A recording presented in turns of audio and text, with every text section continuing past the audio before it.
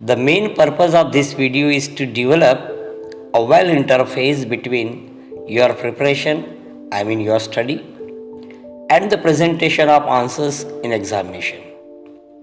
What do you think? Do you think always you prepare less? No. Most of the time what happens, you prepare well, but you couldn't write examination well. Here is Science CBSE 10th question paper. Now question 1 is, what happens when HCl react with metal bicarbonate give equation? Answer में क्या है ये आप देख सकते हैं अच्छे से. रिएक्टेंट्स लिखे हुए, प्रोडक्ट्स लिखे हुए, statement is missing, equation is balance, that's good, but names of the reactants, names of the products, physical states, these all things are required, and therefore I have reduced 1 mark. Second question is, give the difference between minerals and ores. Also give 2 examples of ores. Answer में देखिए क्या लिखा है. Minerals का definition दिया है. Minerals are naturally occurring substances in earth crust, चल जाएगा, मगर और उसका डेफिनेशन नहीं है, तो ये तो एक्चुअली पॉइंट ऑफ डिफरेंस भी नहीं हुआ. ओर्स क्या है? Minerals contain a high percentage of particular metal and the metal can be profitably extracted from it. आपको पता है सभी metal oxides, metal sulphides, metal carbonates, metal halides all are the minerals of respective metal.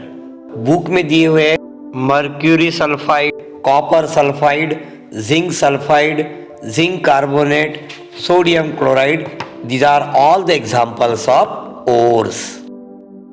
Third question is, how does metal react with non-metal? Give equation. हाँ, ये answer पूरा wrong हो गया है. इसको हम पढ़ेंगे, बहुत इजी है, ध्यान दीजिए. फॉर्मेशन ऑफ सोडियम क्लोराइड, जिसमें sodium is a metal and chlorine is non metal.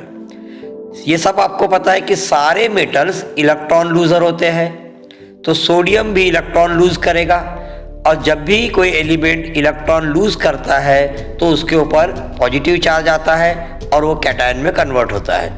देखिए यहाँ क्या हो रहा है, सोडियम के नीचे 281 लिखा है और उधर जो कैटायन फॉर्म हुआ है उसके पास लिखा हुआ है 28, यानी यहाँ से 1 इलेक्ट्रॉन लॉस हुआ है. इसको मैंने और करेक्ट करके बाजू में लिख दिया, जो आपको इजी हो जाएगा. सोडियम माइनस दिया है मैंने, मतलब लूज इलेक्ट्रॉन, और गिव्स के आगे मैंने क्या कर दिया, सोडियम के ऊपर प्लस चार्ज दे दिया, वो हो गया सोडियम कैटायन. अब क्लोरीन का क्या? क्लोरीन होते हैं इलेक्ट्रोनिगेटिव, मतलब वो दे गेन इलेक्ट्रॉन, नॉन मेटल है, सभी नॉन मेटल्स इलेक्ट्रॉन गेनर्स.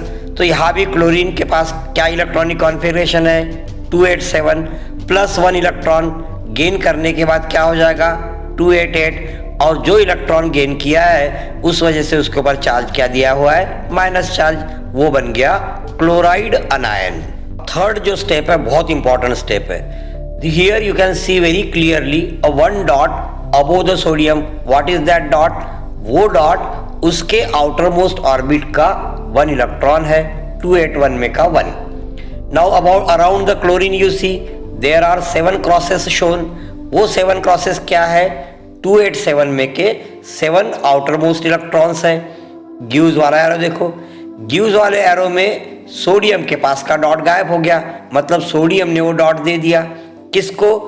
अगर आप देख पाते हैं तो क्लोरीन के 7 क्रॉसेस में उस एक डॉट को ऐड कर दिया गया, मतलब यहाँ क्लोरीन ने इलेक्ट्रॉन गेन किया और सोडियम ने इलेक्ट्रॉन लूज किया, जिसके वजह से सोडियम पे कैटायन प्लस चार्ज आ गया और क्लोराइड पे अनायन मतलब माइनस चार्ज आ गया. So in this way sodium chloride is form. 3 questions out of 10 questions we discussed, and remaining questions I will discuss in the second video. I appreciate your visit to this channel. You can subscribe it, press bell icon to get further notification. Thank you very much. Thanks.